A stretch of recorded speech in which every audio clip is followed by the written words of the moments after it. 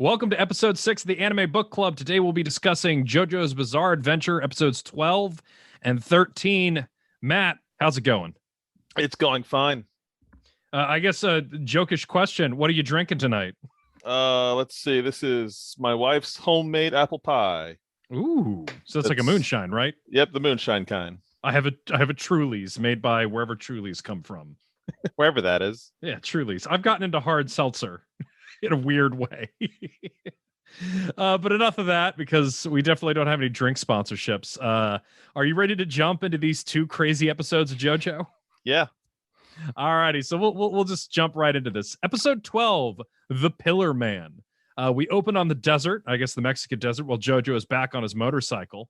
While biking around, he starts talking out loud about he's like, hey, something's up, something seems wrong. And he stops his motorcycle and then he gets off of it and continues to talk out loud about how, like, man, it'd be weird. I'm out in this desert and all. And it'd be real weird if somebody was following me. That'd be crazy. And then he sees like this blanket or cape or something on the ground. And he tosses that into the air while still, out loud talking like, oh man, it'd be real crazy if somebody was to something. And then this thing that was flat pressed against the ground, a dude, or I guess I would like to call him from last episode, Cactus Man, appears from it and then tries to stab JoJo in the arm. No one could have seen that one coming. That's my next note. This guy was so surprised that JoJo was able to counter him. He proclaims that not even wild bats could sense him. This whole scene with this Cactus Man is like half the episode, isn't it? It's less than you think, maybe. Feels like it's like 2 minutes long in my memory. I was so not down for it. So the two kind of trade taunts, and JoJo's like, why are you trying to attack me? He's like, we just want to know what you know about Strayzo. And he's like, Strayzo? And the guy then explains that he is the SS Commando Knife. And we need to have, like, I guess, the first of two discussions we'll have this episode. The English subtitles are calling him Donobang. Mm-hmm. In the manga, he's called Donovan. Are we calling him Donobang or Donovan? I mean, Donobang is a pretty banging name. So I'm not going to fight this one. We're going to call him Donobang. The next one I will fight.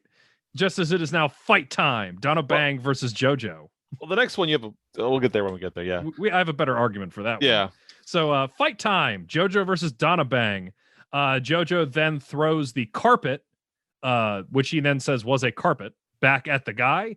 He tosses a Donobang, who then I don't know how to read this scene. Maybe you could explain it to me. But he looks like he throws it on Donobang, then he punches it, and it is then revealed that the carpet was on a cactus, and JoJo's like, I've got cactus in my hand.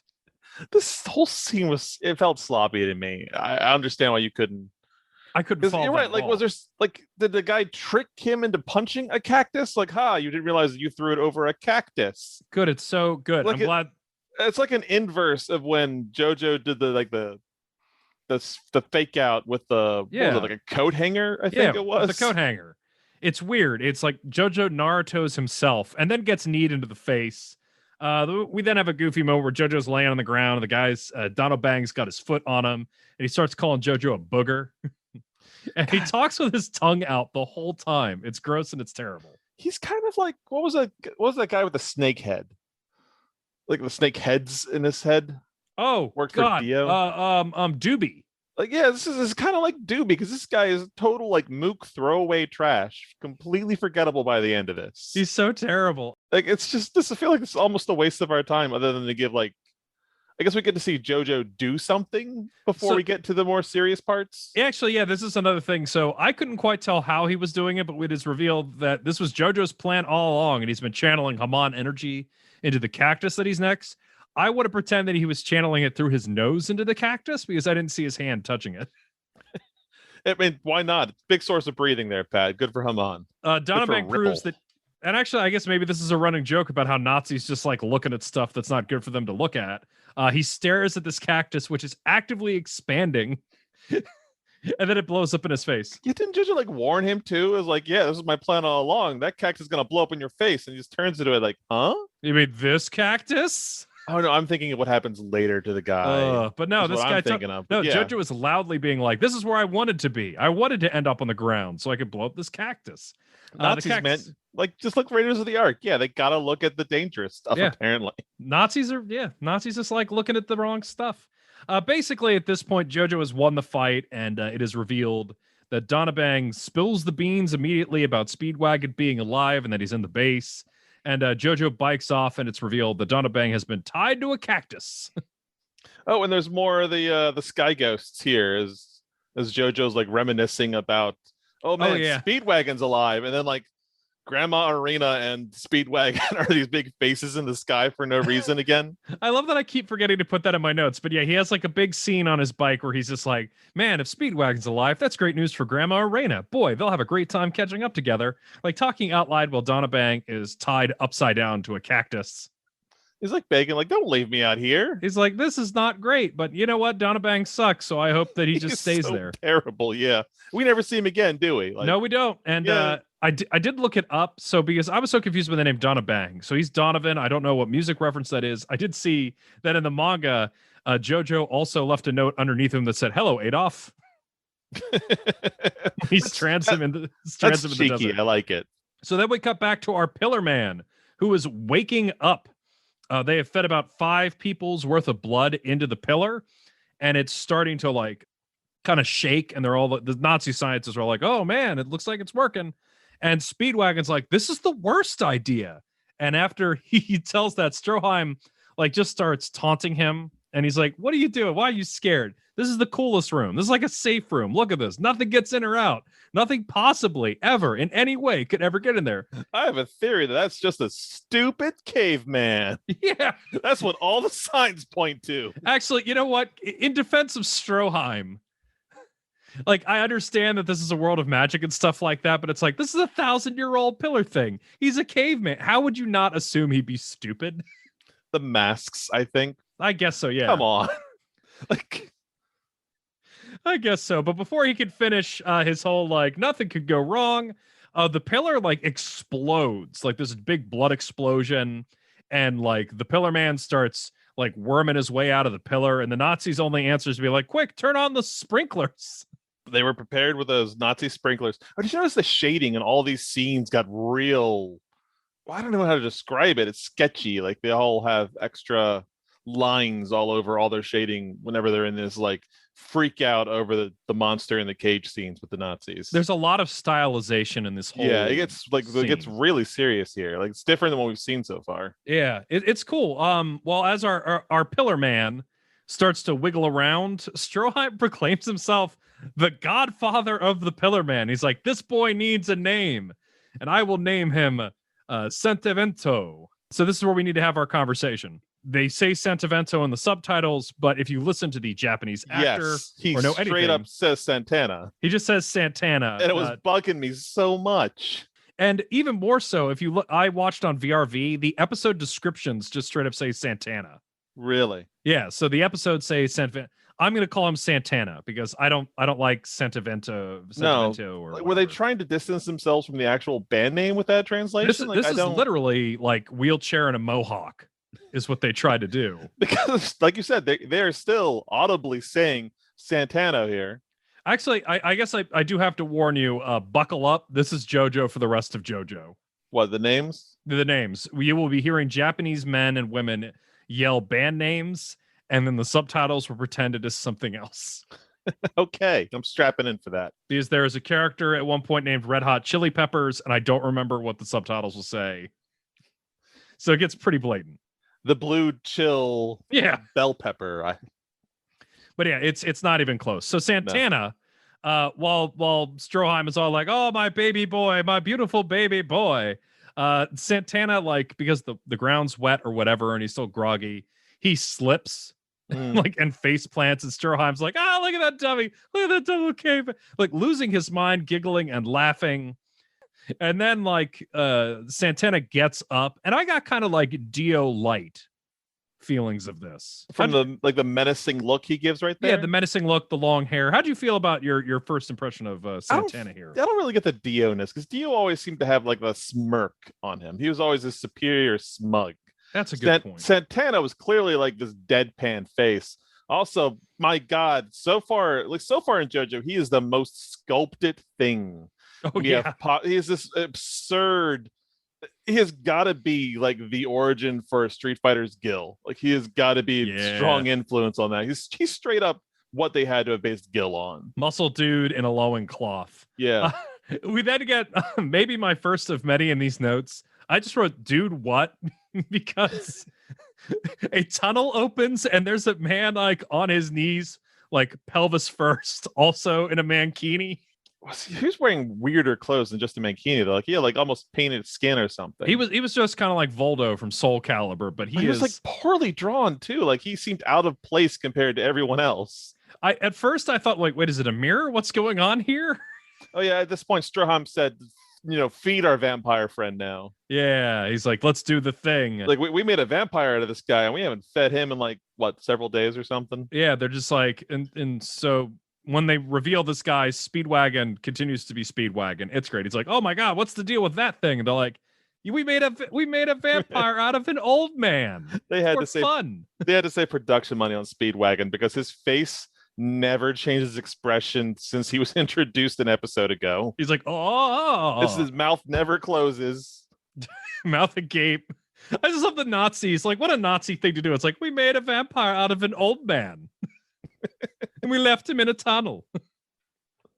I guess this is supposed to be like, well, this is a Dio level entity versus the new guy. Let's see how that works out for him. Yeah, I mean, they're just like, this guy is totally like, look at him. He's also like real freaky, but he's like real freaky. He's got all the vampire.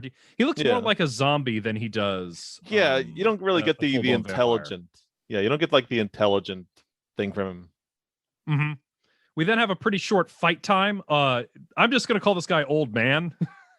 So Old Man immediately tries to do the finger drink on Santana and then pulls him in and then straight up bites Santana in the shoulder. It looks like he's doing a little bit of damage, at least at first. And everyone's like, oh, look at that. But then like he starts like, it's kind of hard to describe, but it's like he kind of starts phasing through Santana. Yeah, kind of like merging. It's weird. Yeah, it's just, I just got a suggestion. We call him the Old Manpire. That works. So Old Manpire, who is grabbed on to our buddy Santana here, has been phasing through him. Old Manpire is freaking out, and the Nazis are freaking out. And Santana decides Speedwagon's freaking out. They all reach Speedwagon's level of freaking out. And Santana does a pose, and when he does a pose, like a Band-Aid, Old Manpire just kind of tears into pieces. Like his jaw down just kind of disappears. And he then Santana grabs Manpire and like starts to like jam him into his body. And it's clean too. It's not like it's just this weird, like there's no barrier between them. He just starts like straight up absorbing him right into himself. It's a real creepy effect. Is he making eye contact at this point in time? Yes, the whole time he has been looking up at the Nazis, being like, look at me. I kill things by hugging them. And Stroheim is impressed. He's like, oh my God, he absorbs all of them. There's no energy loss the way that he feeds. Because I guess that's the thing. It's like vampires feed by jamming their fingers into people, and Old Manpire also looks like he can bite. But this guy is like people are just water. Like he sucks them up like a sponge. Oh, this is like, at this point in time, we're having my favorite philosophical argument that lasts 2 whole episodes between Stroheim and Speedwagon. Yes. Where he goes, Speedwagon keeps pointing out, look, he's clearly intelligent. He's the most intelligent thing I've ever seen. This is the best subplot ever. Because they all notice that Santana's gotten bigger, and the Nazis, including Stroheim, are like, my God, he's buff. And Speedwagon's like, wait, he might have gotten as smart as he got buff. And they're like, that doesn't make sense. He's a dumb caveman. And before they can finish saying that, Santana looks up and goes, Stroheim. And Stroheim lets out the biggest squeal, like, oh no, how does it know my name? But he like almost immediately like falters back. It's like, no, this is just a dumb caveman. It can't be. We then cut back to the outside. JoJo has made his way to the fort. He's looking in with binoculars, and he's like, oh boy, how am I going to get in there? It's weird. So in another gross scene, to make sure you remember the Nazis are terrible, a bunch of women are delivering, I guess, fruit, but none of them have baskets. Like they're all just holding what they have in their hands. The Nazis are awful. And just when you think they couldn't be worse, JoJo shows up in drag, proclaiming that he is tequila. You'll let him through too. That is a great, I mean, amazing. I don't know where he got that outfit, but to put that together on such short notice. He had makeup. JoJo was rocking it. Those Nazis are just, Nazis is what they are. Exactly. Well, the best part of this, and I guess to spoil how he talks throughout the entire scene, JoJo is flabbergasted that they don't fall for his plan. The guy's like almost 7 feet tall. Yeah, they immediately raise their guns up at him. Like, man, you got to remember that if you're not watching this with us, that's a good point. JoJo is this big, bulky man. Like he's huge. He's huge. He's over 6.5 feet tall. And he's just like, it's a pretty good drag, but he's obviously a giant man in drag. So the Nazis like point their guns at him and he's like, you guys didn't fall for it? And they're like, of course we didn't fall for it. You are so stupid. And upon being told that he is stupid, JoJo uses Haman, which a much more complicated plan than I thought it was going to be. It needed to be. Yeah. Even though he says he has tequila, it looks like he has champagne bottles. Yeah. He charges them with Haman energy. The corks pop off, but not at the Nazis. He shoots them up at, like, I think coconuts. I'm in a coconut tree. Yeah, it was like a coconut tree. Yeah. The coconuts then land on the Nazis, but before the coconuts have a chance to knock the Nazis out, JoJo then uses his giant man leg to kick both of them. And when he hits them, one of them yells, "Oh, tacos!" They both said it. It was in stereo. Oh, good. They simultaneously said, "Oh, tacos!" Oh, tacos! I guess because they were going. I don't know why. I have no idea why. I had to rewind. Sorry, go on. Yeah, no. You say it first. Did you double check that they actually said tacos? I did. But before that, when they were being super gross, I had to rewind to make sure. There were 3 women there who they asked to lift up their skirts to pass. Mm-hmm. There were 2 young ones and an older one. The older one smiles when they say that. Oh, really? Her face lights up and then she disappears in the next shot like they forgot she existed. What a joke. What a weird scene. But yeah. Congrats, you've now seen another infamous moment, JoJo cross-dressing. It's pretty infamous for this series. I was there for it. I've heard it in both. I saw a clip of it on YouTube the other day in English. Yeah. So I've seen it in both English and Japanese, and the voice actors, both the Japanese and the English guy, were nailing that scene. Had to have had fun. We then get this great scene where JoJo has basically decided to trade up. He's stealing the uniforms from the knocked out guards, but spends the whole time like out loud talking about how depressed he is that they didn't fall for his. Like, imagine a world where they did, and he's just in a dress for the rest of the next 2 episodes. He's like this Sherlock. He's almost. I feel like a lot of him is supposed to be a Sherlock Holmes homage. Mm-hmm. So his disguise didn't work because that was a big thing. Yeah, I did this disguise. I figured it all out. Did you notice that he stripped both of the guards down? Yeah, when he didn't need to. He didn't need to. I mean, they're Nazis. Leave those guys out in the sun. But yeah, it's really funny that he stripped them both. I like to believe that he like took the uniform off of one, it was too small, and he's like, all right, well, time to get the other. I like your headcanon. I'm going with that. We have to have headcanon with JoJo. So we cut back to the inside of the facilities. The Nazis are all freaking out. We don't know why yet. But they're all freaking out. They're jibber jabbering. You have this one scientist who's all like, I just took my eyes off him for a second. Just a second, man. And like he's looking at this is maybe my favorite Stroheim moment. It's like the guy's talking to Stroheim, and there's a cup of coffee in front of Stroheim on the table, and the Nazi goes to pick it up. Nazi scientist goes to pick it up. We don't have context for why the coffee's there. Did he put it down or whatnot? He goes to take a sip, and Stroheim stands up and knocks the coffee out of his hand. It looked like it was Stroheim's coffee, even. Like it made no like it seemed weird that he would just go up to Stroheim's desk, take a cup of coffee, and drink it in front of him. Yeah. In my headcanon notes, I wrote, Stroheim has probably offered this man coffee only to knock it out of his hands. He seems like the kind of guy who would do that. So the reason they're all freaking out is they've lost Santana. Without a trace. And, the inescapable chamber that they were all watching. They're all like, my God, the inescapable chamber. How did he get out of there? And Stroheim basically has a plan. It's like, well, I got an idea. Let's just cut off all the air. Well, we'll see. He'll have to appear if we cut out all the air.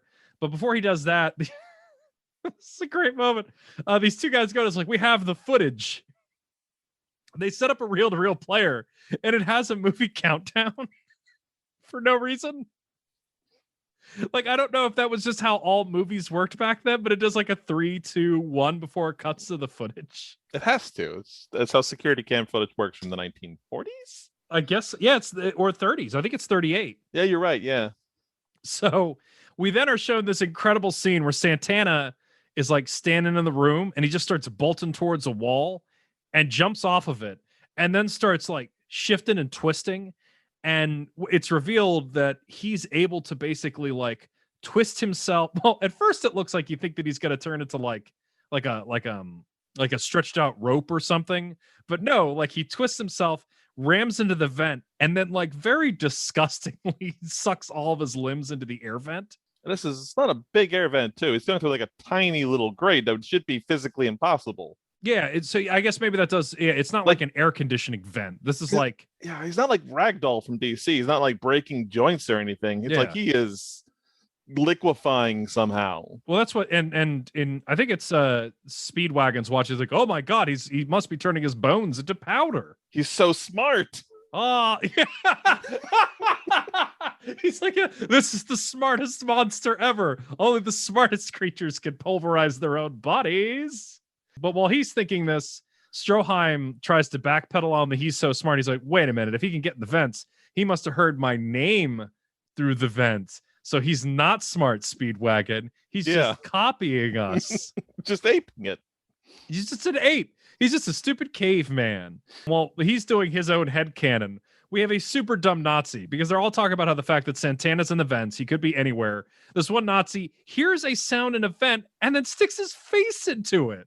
But not just that, because while he's doing that, was it Stroheim or was it Speedwagon that yelled at him to not do that, dummy? Yeah. I think it was Stroheim. Stroheim's like, soldier, step away from that vent. And after he hears that order, he's like, huh? What? Well, oh my God. And this is, all right, I think this rules. Of course you do. So Santana, who we've now discovered is able to like turn his body into such a way that he could get into small spaces, leaps out of the vent in through the guy's nose and then is inside the Nazi. Like grossly sucks into the guy's nose like he did the air vent. It expands like Violet. It's so cool because it's like, well, for a little while, the Nazi's just like, so at first I'm like, oh my God, he jumped in his nose and killed him. But no, the Nazi just starts talking. He's like, guys, I can't see what's happening. This is awful. Oh my goodness. Oh my goodness. And then he pops like Violet from Willy Wonka. Mm-hmm. And I think at that point, the Nazi is definitely dead. I think we're all Santana once he blows up. No, because he keeps talking after that. After he blows up, he's saying, this is the most full of life I've ever felt. This feels great. Oh, I thought that was Santana being like, I am having a great time in the sky. Because remember when he was inside of Stroheim? Yeah. Spoilers. Spoilers. But yeah, I guess maybe it's not all bad. Maybe it's not all bad. But then the Nazis rightly finally shoot him. They riddle that guy full of bullets and then he falls over. And he starts like, before they can even be like, oh man, that must have worked, he starts getting up and crawling at him. It looks awesome. He looks super creepy. And then he points his finger. And this is the best, is he points it. At first it was like, oh my God, he's got like a finger gun. Look and out. Stroheim's like, Stroheim, always on his bullshit, is like, no, guys, hold on. Hear me out. That's not a finger gun. He's just pointing at us. You know how he said my name because he heard my name? He's just copying you guys because he's a dumb caveman. And before he can finish making his point, the human jaw, the Nazi jaw, falls off of Santana's face and like lands on the ground. It's super gross. It's super awesome. And then we definitely have Santana at this point in his gravelly voice asks, who woke him up? Who in the room woke him up? He sounds upset about it too. Yeah, he's like, man, I was sleeping for a while. Which one y'all woke me up? And then we have maybe the best scene in these two episodes. This is what Speedwagon's like. He's not just repeating. This guy is so smart. Look how smart Santana is. Oh my God. He's so very smart. And Stroheim is just staring angrily at Speedwagon this whole time. Like he forgets the situation they're in. It's incredible. The ultimate being super intelligent. He's just a dum-dum. Well, then the finger gun comes true. It turns out that the bullets they shot him with, he's able to like move through his insides. He kept him. Yeah. He kept them, and he returned one by shooting it out of his finger, and he killed one of the Nazis.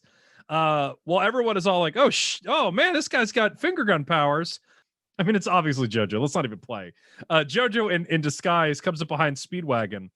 And I'm so confused by this because, like, wait, is JoJo speaking German? Is he using like an accent? Because Speedwagon, who maybe is in shock, completely falls for JoJo's disguise. There you see, yeah, it's the Sherlock Holmes thing. He likes his disguises. He's such a good disguiser that it tricks Speed. He's like, we got to get you out of here, old man. And he's like, I'm not going with you, you Nazi.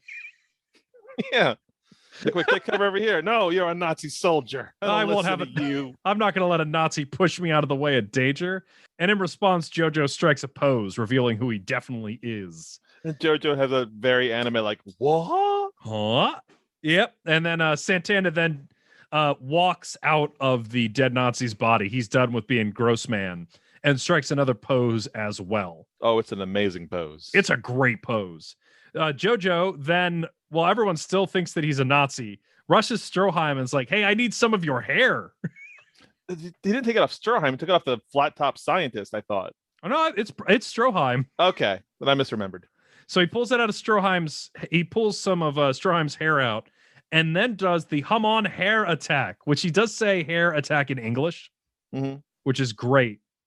And he charges some of Stroheim's hair with Haman energy, which makes them turn into basically like needles. Santana then goes full machine gun. It's ridiculous. He's firing bullets out of each of his fingers. The fingers look really gross. It's awesome. Like they're like blown open at the tips, but they make a machine gun noise to show how many bullets he's firing out. In response, JoJo throws the hair in the air and does a Haman hair barrier that stops all of the bullets. Meanwhile, giving Stroheim tips to moisturize more or he'll go bald. Exactly. The meme music kicks in, letting you know the episode's almost over. That's what JoJo turns to Stroheim and is like, hey, you're going to need to start moisturizing or else you go bald like Speedwagon, casting total shade on Speedwagon. My favorite thing is, while they're having this like jerk conversation, Santana goes on the ground and picks up some of the hair and just says, hair. Yeah. Oh, God. Because remember, there was earlier one of the things that Speedwagon was freaking out about was like, wait, he's already mastered our entire language. Yeah. After he said like 2 words earlier. Yeah, he said like Stroheim's name and one other thing, and he's like, oh my God, he's the smartest thing ever. JoJo then starts to strip, I think basically to just show off his star birthmark, and then the episode ends. Yep. I think this is all cool. I'm a big fan of this episode. I remember Cactus Doobie. What's his name? Oh, Donna Bang. I remember Donna Bang being way too long in his episode. He was so forgettable. He sucks. Donna Bang sucks. But fortunately, Santana rules. Yeah, Santana has got my attention these 2 episodes. He's so neat. He is. It's so crazy. I just love like that whole bit where he jumps into the Nazi is so cool and so gross and so good horror stuff. It's such a neat thing. And I like the I don't know if I want to call it chemistry, but whatever, the rivalry between Stroheim and Speedwagon is the funniest thing. Their argument, like back and forth, the still pointless argument where Stroheim is like, well, he's not going to be any danger. We're Germans. We're intelligent. He's a dumb monkey. Look at this dumb caveman. He's not a German. He's wrong, but Oreo Speedwagon's retort every single time is he's probably the most intelligent being on the planet. He doubles down in his argument. I've never seen something smarter than that mostly naked caveman. Like, see, Stroheim, you were wrong. We are all in danger. He's so smart. He's so very smart. It's great. It's absolutely awesome. Let's just because it's so funny. This almost feels like a 2-parter. Yeah. So let's jump in. So episode 13, JoJo versus the ultimate life form. So the episode begins and Stroheim basically explains all of Santana's deal to JoJo. Just in case JoJo, because we don't know when JoJo snuck in. So Stroheim wants JoJo to know all the details of Santana's abilities and all that kind of junk. JoJo then acts like a complete buffoon to Santana. He just starts going, happy fun, hello, happy fun, hey. He boops him on the nose first. Like he strikes a pose like they're about to have like a serious fight. And then he goes up and goes, boop, boop, happy fun. And then we go into the intro, which is still really awesome. Oh, I'm digging it. I noticed that's a Philosopher's Stone, isn't it? This is going to be a Philosopher's Stone anime again? No. In the future? I mean, okay. You'll have to see. Okay. It could be anything. I didn't just immediately give you an answer. Shit me down. I had to give you the Speedwagon. Right? Speedwagon. That could possibly be anything. But It's anyway, so intelligent. It's so intelligent. It's the smartest thing ever. We then go back to the episode cuts back to JoJo, who is just full into this happy, fun, silly thing. And Stroheim is all like, what are you doing? And even Speedwagon's not really down for this. He's like, JoJo, what are you doing? You got to take this seriously. And JoJo explains that it's like, hey, I'm testing a theory. I think Santana here is only a dick to dicks. You guys are Nazis. You deserve what you get. I'm just here to take Speedwagon. He's probably A-okay. Look at this guy. I like the cut of his jib. Look at that. He's almost smiling. Yeah. Happy fun. Happy. And I like this moment because up until now, we've only kind of seen this JoJo be sort of this somewhat cynical. He's not like his great grandpa. Yeah. In this moment, like the naivety. Yeah, naivete is almost on par with his great grandfather. Yeah, with his grandfather. Yeah, like George was pretty naive as well. Yeah, that's fair too. But specifically, Mr. Doe-eyed Jesus Christ. Yeah, from last time. I like the little callback to this bloodline here. It's really good. It's the most Joe Star thing ever to be like, well, maybe he's not totally evil. And his plan, for the most part, looks like it's about to work because Santana loses interest with JoJo because JoJo's just dancing. And he starts walking away, which you'd think is what JoJo wants. But JoJo's like, wait a minute, he's ignoring me. That makes me angry. I got it. I'll trip his ass. That's why I love this scene. I love this scene so much because we get a lot of character out of JoJo all of a sudden. I don't think we had previously yet. It's so part of his, he just can't help himself. Yeah. So he tries to trip Santana, who's just walking. And we have this crazy moment where he tries to trip Santana and his pants explode where Santana's like foot makes contact. And Santana's leg does this weird, like goopy Stretch Armstrong, like spins around at the ankle. Mm-hmm. And he then just keeps walking. We then get another great moment where Santana has decided to walk over to a gun. And he starts talking a bit where he's like, what's this gun thing? And now he's finally talking. Yeah. And Speedwagon, so this is before he does the thing. Speedwagon's like, oh my God, he's mastered our language completely. He knows what that gun is. And then Santana takes the gun apart, and that's when Stroheim's like, oh my God, it takes people months to figure out how to take apart a gun. This guy's so smart. Oh no. Finally, Stroheim is convinced by Team Speedwagon. He watched him take apart a gun. That means he's the smartest person ever. However, right after he sounds super smart, he then looks like directly into a light bulb and is like, this so bright. This hurts my eyes. Well, this technology is also new. He's like, what is this thing over here? And then JoJo starts to poke him. just poking him in the back like a child or an idiot. Yeah. This finally crosses the line for Mr. Santana here. And he uses the rib blades, also called the fighting ribs. Oh, we get a narrator here too. We get all the weird fighting game stats or what something starts showing up on screen. Yeah, the Pokedex kicks in. Yeah. So Santana uses his ability to control his body to basically his rib cage, like his ribs shoot out. They're super long. Backwards? And they turn backwards and go to crush JoJo. We then get some pressure stats and pound per inch and all that kind of stuff. JoJo blocks the ribs with his hands using his Haman energy. This has another bad reaction, and there's a little mini explosion that throws JoJo into the air. He slams into the ceiling. And this gives Santana a little bit of a pause. He's like, hold up. My ribs didn't suck that guy in. What's his deal? And it's revealed to us that Santana has no idea what Haman is. So JoJo is at a small advantage. Mm-hmm. He then, and this is a great moment for Santana here. He's like, wait a minute. Are there certain, he seems to know that old man. Can I also not absorb the old man? And then immediately sticks his fingers into Speedwagon's head. And Speedwagon just yells, JoJo, this is terrible. It's like, oh man, I don't like this. Speedwagon don't like this.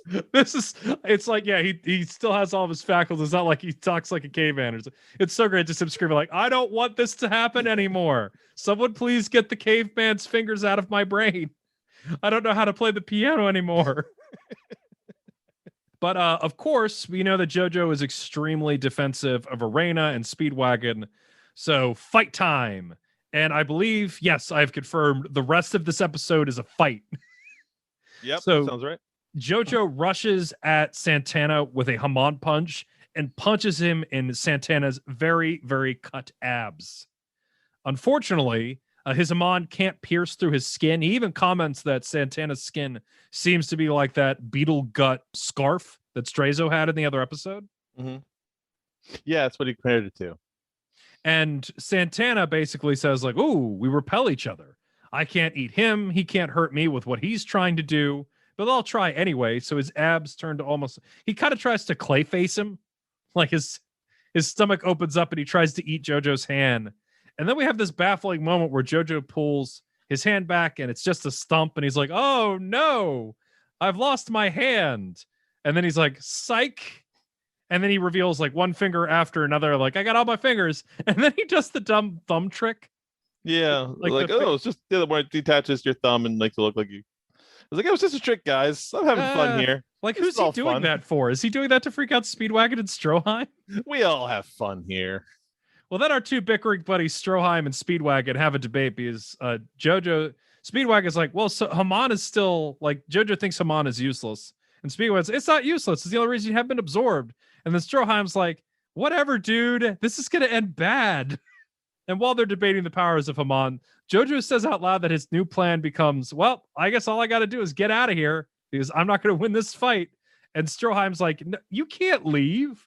You're the hero. This thing is bad news for everybody. You have to kill Santana. You have to. Santana then like rushes JoJo. It's like super quick too. He's just like hustling at him. And JoJo responds by, and I guess at some point, like his shoes got knocked off or something. He uses his bare right foot to grab a knife off the ground. And he's like, I got it. I'm going to stab him with this knife and I'll send my Hamon through the knife. And it's going to work great. That happened when he tried to trip him and his like leg pants blew off. Oh, okay. So it was also the shoe that exploded. Yeah. We then have this great thing where the knife doesn't work because Santana's skin and body just bends around the knife. So the knife like goes in, but it never gets a chance to cut anything. Is he just kind of like Mr. Fantastic bends around it? And then what is a truly great visual? JoJo tries to, he's like, well, all right, well, if that doesn't work, I'm just going to kick you in your eyeballs. No way your eyes aren't totally vulnerable. And Santana deflates his head. Is maybe the right way to describe this? That's a good word. I would not have used it because I wouldn't have been smart enough to. But yeah, his head like melts. It looks like a melted candle. It caves in, and JoJo's kick goes sailing over it. And everyone's like, "Oh no, this is terrible." And JoJo's like, "I'm in a real bad spot." And Santana like kicks JoJo right in the gut. And I don't remember if it's Stroheim or Speedwagon. They're like, "Oh my god, they kicked him in the gut. That means he can't breathe." And Hamon is useless. So within just the beginning of the fight, Santana has also figured out how to beat Hamon. Wonderful, useful Hamon. No drawback. No drawback. So JoJo is on the ground. He's knocked out. And Santana's all like, well, if he's knocked out, that means he can't do his stupid breathing. So I'm a absorb this guy. So he starts sucking JoJo into his body. And Stroheim has a really sensible moment. It's like, well, this is all gone bad. Guess I got to blow up the base. Because there's a nice big base blow up button right next to him. They're standing next to the giant blow up the base button. Fortunately, Stroheim monologues quite a bit about blowing up the base and what that means and honor and all those other kind of things. And before he can hit the button, JoJo yells like, hey! It's like, shut up, Nazi. Shut up, you Nazi. I'm exactly where I want to be. So JoJo is like sucked inside of Santana. And he's like, hey, guess what? Now that I'm inside of you, this has to work. And he uses Hamon and it blasts Santana in half. And it's rad. It's like, I'm inside you. Now I get to do what I want. Yeah. So then JoJo explains his plan and then talks a little bit about it. It's like, yeah, well, I was being absorbed by you. You the way your body seems to work is every cell of you digests things. So once they start digesting, that means you're open to Hamon or whatever. And when he's doing the pseudoscience explanation, Santana, like the top half of Santana, leaps at him. And he's like, I'm going to get you. And JoJo responds by grabbing a chain and the knife he had and ties up Santana in the chains. That chain was not there before, right? Like The chain's out of nowhere. It's like it's attached to the knife, like it was part of it. Like he couldn't have just quickly have pulled out a chain and threaded it in there. Yeah, it's a really convenient chain. And the JoJo, and I do like this because this does show him kind of thinking ahead. He said, I figured you'd pull yourself back together like Strazo, so I was just planning for it. I'm just going to grab this part so you can't all come back together, which I think is pretty cool. JoJo then notices that Stroheim has just been watching dumbfounded, and he throws a helmet at Stroheim's face, and he's like, hey, what are we going to do now? And Stroheim's like, sunlight? And he's like, yeah, sunlight. And JoJo starts dragging Santana near the nearest door, which is at the top of a long flight of stone steps. This is like the best 10-minute long drag scene. A lot happens on these stairs, man. It goes into anime time, I think, is part of it, but it also takes probably a long time in like real life time for him to get that body where he wants it. It really feels like it's a while. So it's also revealed that JoJo is either hurt or in the process of trying to not die. Like he's having trouble breathing, so he's moving kind of slow. So he's dragging the top half of Santana up the stairs, and Santana has now revealed, now that they're near like the halfway point of the stairs, he's like, aha, I have another ability, and it's called Foul Flesh. So the bits of Santana, instead of going back into Santana, are now covering JoJo's legs and are holding him down. Yeah, like started giant, devouring him. Lesions or something on top of him. They look real gross. It's disgusting. It is so gross. Stroheim remembers that he has a pair of working legs. No, he doesn't. Not yet. He doesn't. There's like a long struggle before Stroheim realizes he can move again. Okay, you know what? You're totally right. I guess maybe. So Stroheim. So I yelled at my screen. It's like, why is no one helping him? Someone help him after way too long. Well, it's like wrestling. Stroheim waits for his theme music to kick in, and then he does a run-in, which looks like it starts as a run-in, but then he's like hopping, like bunny hopping, like two legs at the same time hopping up the stairs. And he's like, hop, hop, hop, hop. And he's like, yeah, I'm gonna save the day. But instead of immediately opening the door, he's like, look at me, I'm the bestest boy. And then he gets caught in the foul flesh as well and falls over. I think it's his left leg. Yeah, he was trying to open the door for JoJo so that JoJo could get there, so the sunlight would come bleeding through. But he got stopped because I guess he didn't look where he was stepping on the way up. I have no idea. Well, he gets got, and it doesn't make him look pretty smart. However, because he realizes that he's kind of stupid. Not any smarter than the most intelligent being on the planet. No one can be smarter than Santana. He's the smartest. Is a mea culpa for accidentally getting caught. He's like, hey, JoJo. And JoJo's like, yeah, buddy. And he's like, you see those axes on the wall? And he's like, yeah. He's like, cut off my leg. And I guess they're kind of lucky at this point because Santana is almost like pulled himself completely back together. I like to think that he's focused on the regeneration right now. It is missing this fully out loud conversation that only involves one of his legs. They argue for quite a while. And then JoJo has like a moment where he's like, man, we may not agree, but this seems like a pretty good moment for you. And I hate that line and I hate it so much. Yeah, but, no, screw JoJo on that one. I was like, we might not agree on everything, but you're being brave right now.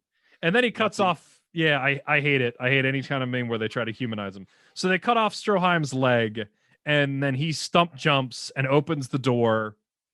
And he and JoJo just kind of jump out, and they're like, yeah, we won. And the sunlight hits Santana for half a second, and he kind of smiles and starts doing his wiggle worm thing. And I thought at first that he was going to jump into the ceiling and like go through like the cracks or hide from there until nightfall. But nope, like a total boss, he jumps into Stroheim's leg stump and crawls into Stroheim's body. Gets all the way up there. It's so good. It's so good. Stroheim becomes his sun shield. And then he tries to start hopping away. So I think he controls Stroheim's lower half. So Stroheim starts hopping. And somehow he's got to be able to like see out of Stroheim too, because he's situationally aware of to where he's moving Stroheim too. Yeah, he's trying to move to a well where he's like, if I get the bottom of that well, I'll be fine. And Stroheim then explains to JoJo, he's like, man, this is really freaky and scary. But if I'm going to be honest, this feels pretty good. Yeah, and this is what I was saying. Like when the other German had been invaded, he said, "This feels really great." Yeah, something weird goes on when he jumps in your body. I guess so. Yeah, maybe it's like endorphins or something kicks off, or I don't know. It's weird. I don't want to think too much about it. Nazis are strange. Nazis are strange.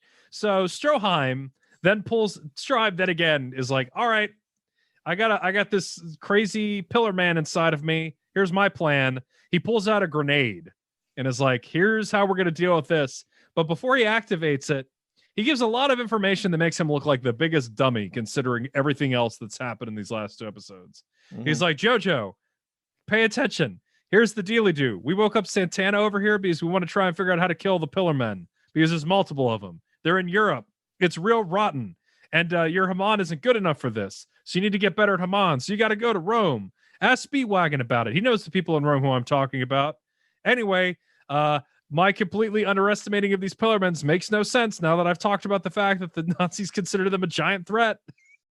Like, did that bother you? It was that one I could get because he is so straight up on Nazi hubris. He thinks the other people are afraid for no reason. I guess so, yeah. And he wanted to do this to prove, like, nope, German engineering is clearly superior to cavemen. And so he got really, surprisingly angry when he was dead wrong, as of course he was. Yeah. So then he finally pulls the pin on the grenade. He quotes a Greek guy, and then right before he explodes, JoJo goes like, wait, hold up, I got more questions. Yeah, JoJo could have gotten clear of that blast, but he just kind of jumped into it looked like. Yeah, JoJo started running at him and is like, I've got more questions, don't do it. And then he explodes. This was like a straight up repeat from Straits too. It was like, oh, you beat the bad guy. They get to give you an exposition dump before they die. Yeah. Move to the next part of the game, chapter, whatever. Yeah, you have to let this happen, JoJo. Learn the deal. So Santana isn't exposed to sunlight, but it doesn't kill him quick. So he leaps at JoJo, and JoJo uses a Haman punch. It doesn't exactly work, and they both fall into the well that he was trying to make his way towards anyway. So it looks like Santana's won, and then JoJo finally brings back his magic power of guessing what people are going to say, and it works super effective on Santana. Next, you're going to say, I've got you now, primitive. Yes, and he's like, I've got you now, primitive. Full-blown Nani. Then JoJo reveals that it's like the well was all part of his plan. He kind of shimmies out of the way, and the sunlight reflected off the water at the bottom of the well is enough to blast Santana at both ends. Because it was high noon, the dummy didn't check the time of day when he jumped down a well. He was the smartest man alive, doesn't know what a watch is. He didn't have his sundials. But yeah, he's turned into a statue. And then JoJo's like, whew, looks like I won somehow. And then it immediately ends. Yep. It's like almost shocking how quick this episode ends. Like they ran out of time. Well, that was an intense, dragging scene that lasted for a while. My favorite part of that, though, maybe not my favorite, because it was when he wants to go to cut off the leg for Stroheim. Stroheim's like, no, do it. And JoJo kept arguing with him. It's like, are you sure? It's like, yes, you're not gonna get your leg back, Yeah, legs don't grow back, Stroheim. And he's like, yes, I understand. This matters more. Well, remember earlier, JoJo was like, man, I just kind of want to leave. Yeah. And Stroheim's like, no, we need to kill the ancient caveman monster. This is really important. Pay attention. Please pay attention. But yeah, so those are these 2 episodes. We have like a little, I guess we could call this the Santana arc. Yeah. God, I did not expect. The Straight said pillar men, didn't he? Like he already implied there was plural. When he was freaking out, he was like, the pillar men. I still did not expect this one to disappear so fast. It is really cool. I really like the flow of JoJo too, in terms of like just they introduced this. The fact that like both Straits and Santana have made really great impacts, never outstayed their welcome, and made pretty good responses. And Santana was like, they didn't have a whole lot of. He didn't talk much, I guess, because he was still super intelligently deciphering our language. Yeah, he was still working on it. But they got enough character out of someone who was basically a statue in character as well. That he was somehow still interesting. Like I liked seeing him on screen doing stuff. He always seemed to be problem solving. There wasn't a place he wouldn't crawl into. Good old Santana. And like you were telling me earlier, I think about the way JoJo goes, the Santana fight. I think does a good job at showcasing how JoJo isn't just about matching strengths. It's not about just leveling up in a fight. Yeah. Because it was clearly like a, play counterplay thing going on back and forth. And they were usually very inventive with each one. I mean, that's the thing. It's like his whole concept of Like, oh, well, I guess I just have to get absorbed at this point. Seemed like it was a neat play. That was a hearkening straight back to my man JoJo 1. Heck Where yeah. the way to win the fight, if you're in the middle of a burning building, run further into the fire. That's how you're gonna win. Well, remember, JoJo, that's also JoJo 1 was like, all right, the only way to beat ice magic is to light my very normal human hands on fire. Yeah. Unless I respect that attitude so much. Oh my goodness. I also like the reminder that even though he's like a natural at using Haman, JoJo is still untrained. So how do you like the concept that our boy JoJo needs to go to Rome to learn more about Haman? Oh, is that what he was told to do?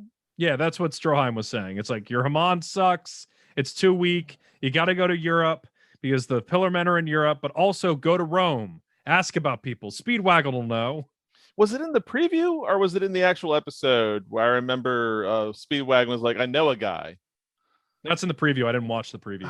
Okay, I watched the preview, but it didn't tell me who the guy was. And now I'm really curious because as far as I know, I can't think of anyone who he knew who isn't dead. Yeah. I can think of one character. Is it Paco? Can't be Paco. It's not Paco. It would be really amazing if Paco showed up. I'm fairly sure that Paco has been forgotten at this point. Yeah, people. It's actually listed as like a plot hole. Like, why was Paco never revisited? It's like, here, I'll tell you why. He's Paco. Yeah, straight up. That's what it is. Paco had his thing. He was a coward. He was brave once, and they never needed Paco ever again. Weird, maybe a bit of an aside here. I learned that there was a light novel for this JoJo's dad, apparently. Yes. Okay, so we're going to get some details about Joseph's dad. Okay. Who, I mean, do you want to know his name? I could just tell you his name. It's George, isn't it? Yeah, he's the next George. So the JoJo line goes George, Jonathan, George, Joseph. That's where we're at currently. Cool. Thought that was neat when I learned they made that. Yeah, so I mean, and there'll be a lot of side stories because some of these JoJos need more attention. But yeah, so what are you hoping? What are you hoping for the next episodes? I mean, you saw the preview, so maybe you have a little bit of an idea. Where do you think this is going? Well, I'm not hoping for a Philosopher's Stone. I'll tell you that. That'd be a dumb. I'm so sorry. That'd be a dumb thing for me to think is coming. I don't know why. Only an idiot would have thought that. What do you think, man? A real Stroheim move. Yeah, that would be a real Stroheim move. Oh, it's the Philosopher's Stone, yeah. But yeah, so I guess we're gonna get some stuff. You're gonna see how influential this anime is in the next piece of it. I mean, I already saw like Gil, Seth. Oh yeah, all of them. What was the other guy's name? Street Fighter. Like they Urian? all look like the Urian. Yeah, that guy. And it's less obvious in the anime, but in the manga, Stroheim has Guile's hair. And Guile's hair is based off of Stroheim. I remember thinking that real briefly when I saw the flat. Well, this guy really likes flat tops. I really need to learn the name of the author of this. Iraqi? Yes, I've seen it a couple times. I really need to get that one memorized because I talked about him so much. He really likes to use flat tops a lot. It's like the third flat top character we've seen. But yeah, I'm excited to see some more of this. I love the problem. So it's like no one's just mush and faced. It's not all muscles. And yeah, it's hard to believe that Dragon Ball Z followed up something that was smarter than it. Yes. Like, yeah, there's not a lot of problem solving in Dragon Ball Z. And I think that's one of the reasons that JoJo is so entertaining is like there is power creep in certain ways, but all of the fights still require like problem solving. Weird thing to think about right now as far as Haman goes is our current JoJo as good at Haman as I'm already losing their first name. Jonathan? Completely. As Jonathan was? Well, he's not made any overdrives yet. No, like Jonathan barely had any training. He had like a montage, I think, of a day. It was a week and a half, I think. Okay. So, technically, yeah, he's probably better at Haman than Jonathan ever was. Because he grew up with it, but he's never been trained in it. Mm-hmm. So I'm curious what the difference is there.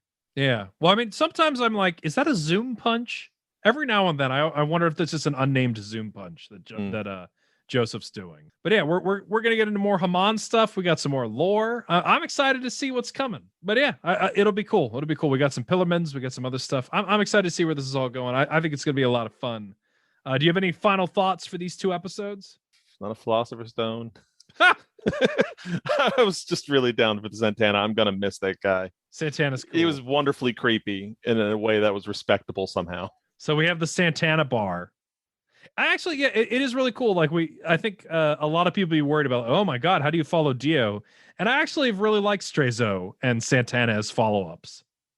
Strayzo was nice as a side piece. Like I don't think he definitely wasn't going to be a main villain the way he was acting. I think a lot of my love of Strayzo is just his last line where he's like, I'd rather go to hell young than go to heaven dying old. He was a practical man. He was a very practical man. That's Strayzo. It's like the best thing ever. I love that line so much. I will Haman myself rather than deal with what's coming. But yeah, so we got some more stuff. 2 more episodes next week. We'll see how far we get. I'm digging the journey of Joseph. Yeah, he's grown on me a lot as a character. Because Jonathan, I talked about, the doe-eyed savior person. I loved him for his simplicity, his honesty was amazing and respectable. A lot of that lives on in Joseph, though. Mm-hmm. But at the same time, he's been fun. Like he lets himself go a lot more than Jonathan ever did. Yeah, I'm more excited to see how Joseph is. He's a character where like, well, I would like to see how he would deal with other stuff. Yeah. I'm excited to see what'll come up, because Jonathan, you're like, oh, he'll come up with a new overdrive, or he'll just get like a Saiyan upgrade and just be strong enough. Mm-hmm. Joseph, it's like, oh, cool, I want to see what he would do here, or what he's going to do there. Yeah, Jonathan was more like a saintly Fist of the North Star guy. What's his name? Kenshiro? Yeah, Kenshiro. Yeah. I just think it's incredible, just like the author knew, it's like, man, my comic is not that popular, it's not doing that great. Well, I guess I'll just kill off the main character and then introduce a new guy. And I think this relaunch is so confident and so interesting and so much fun. Yeah, I'm definitely here. I'm here for this. Yeah, you're in. It's only going to get weirder. All right, well, I think that wraps up our latest edition of the Anime Book Club. Thank you again, Matt. Thank you.